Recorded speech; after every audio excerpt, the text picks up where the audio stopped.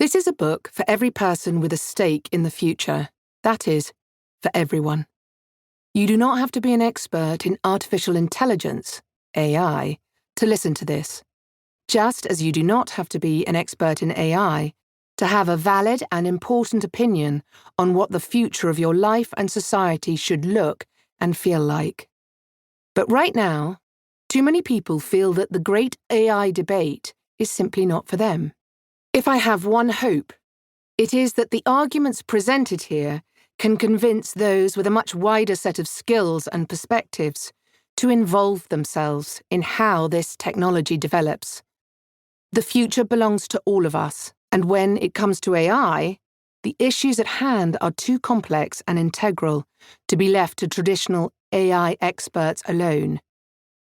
That said, this is not a beginner's guide to AI, nor is it a manual.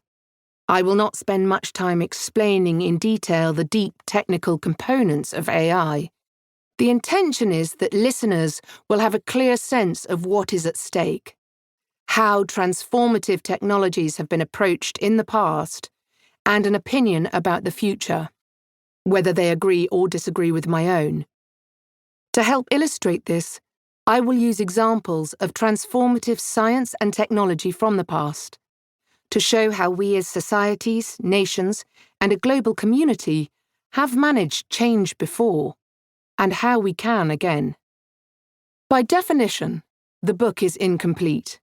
It could not possibly contain every example of historically transformational technologies, nor every lesson that can be gleaned from them. For the purposes of this work, therefore, I set myself ground rules, and sifted further from there. For most direct relevance to today's societal structures and political processes, I limited my choices to post-World War II. The war, and most acutely, the atomic bomb, are singular moments in the history of science. Everything that came after, in particular how the world viewed scientists and how scientists viewed themselves, would be quite different.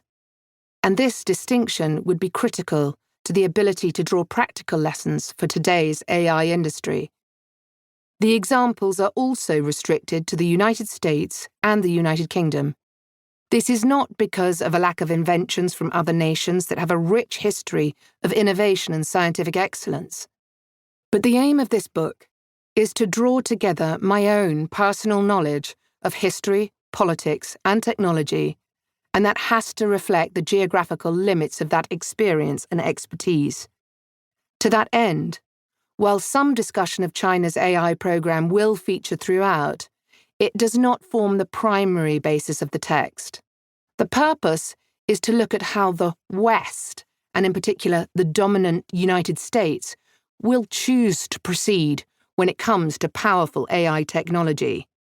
That is something that can be influenced through democratic processes, and to stray too far from that purpose would dilute both discussions. Often, when I have told someone about this project, they have had another idea about a historical example that I could have used. I welcome this. There is so much to learn from the rich history of innovation, and I encourage those with ideas I have missed or chosen to ignore to highlight them. The future of science and humanity can only benefit from wider study of the past.